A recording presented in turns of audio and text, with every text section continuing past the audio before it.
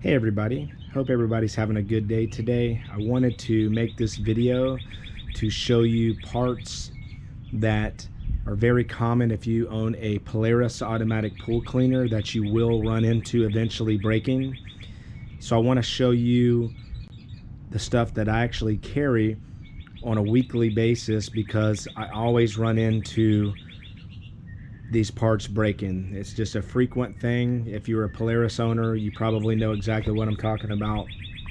And so I wanted to just go over each one of these and you know, just kind of just tell you what each part is and you know how common it is. And so this right here is an adapter that's going to actually connect the Polaris to the side of the pool. And if you see these little teeth sticking out, usually what will happen is one of those will break off, and when it does, the Polaris will pop out of the wall, and it'll actually be this connection right here.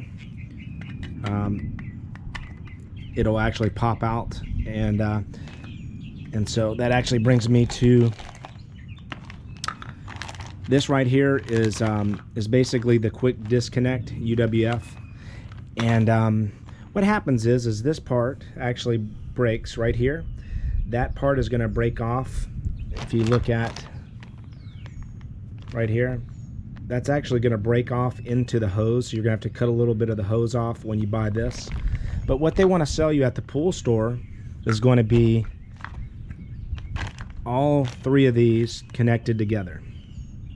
Okay, so so this is the pressure relief valve. This is a very common part that breaks, and this little black button area that will actually break off, and all of the pressure will come directly out of here, and your Polaris will stop.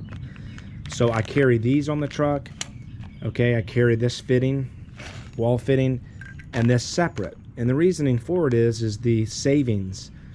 I'm going to have links to as many things as I can find on Amazon in this for this video, but you don't want to buy this whole thing together.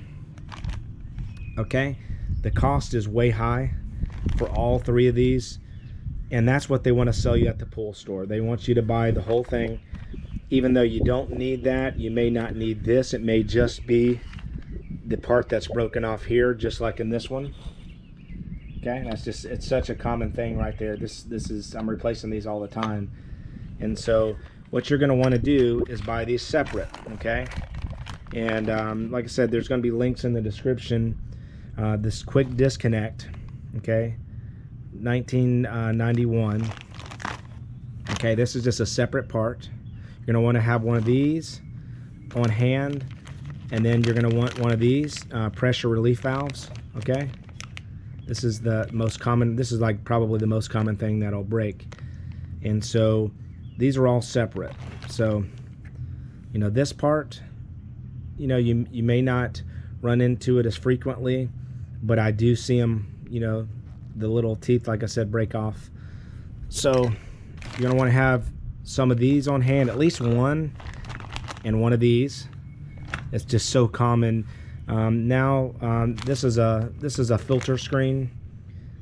I'll get to customers, like new customers, and they won't have the filter screen, and what will happen is the Polaris nozzles, say it's a 280, the two nozzles that spray the water up will get clogged up very easily. So I have these on the truck at all times. Swivels is another big thing.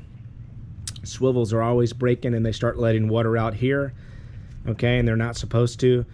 When they do, the pool is actually, the cleaner's not going to work as good, so I carry those. I have a video on the shell. You need to check that out. There's a link in the description. The actual shell for the backup valve. Here's a separate gearbox. I always buy these separate. I don't buy them together. So here's the gearbox. This will eventually stop working. How you know is your backup valve just will not function right anymore. It will stay on, and sometimes you can fix the gears here, but I just recommend replacing this part if that breaks. And then We have plastic nuts. These break all the time, and so I always carry a bunch of these on the truck. Polaris 280. This is a plastic screw, and these break all the time. You got to be very careful when you screw them in so you do not over tighten them, but I always have to carry these on the truck. Like I said, I'm gonna try to have links for everything here. And then this is the Polaris 280, the Polaris 280 bearing. That's a common thing. I'll have a wheel that, you know, this is broken off and the bearing's bad, so I'll go ahead and pop one on while I'm there. Here's a Polaris 380 bag. What I don't have in this collection here is going to be a Polaris 280 bag and a Polaris 3900 sport bag. I like to always carry all three of those bags, multiple ones, because with my heavy pull route that I have, I'm always coming across them, the bags. This is an actual Velcro bag, but they have zipper bags, and both of them will fail. Holes will develop, so I always carry those. But like I said, this is all the parts that, if you own a Polaris, they are going to break. It's good to have some of these on hand. If you were to ask me which ones, I would say an extra bag. So that, like I said, that's a Polaris 380 bag.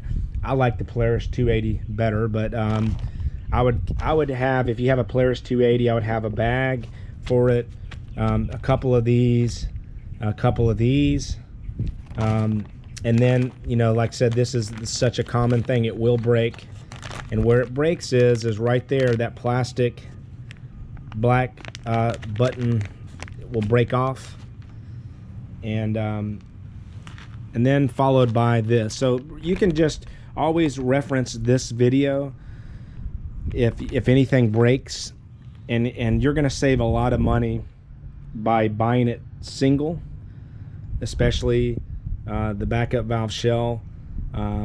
So all of these parts, you're gonna save money instead of buying them all together. Buying them separate is the way to go, and I just want to help people out with that. A lot of people spend a lot of money at the pool stores, and they have no idea that they can get all this stuff and save a ton of money. So I just want to help you out, and that's pretty much what my channel is about. If you haven't watched any of my videos before, I'm starting to put, you know, tips of, you know, on my swimming pool service, kind of just tips for swimming pool, residential pool owners. And so yeah, check those out. Subscribe to the channel if you like videos like this, and I have a lot of plans for other videos to put up to help the residential pool owner save money and time. And so all right, well, have a good day, and thank you for watching this video.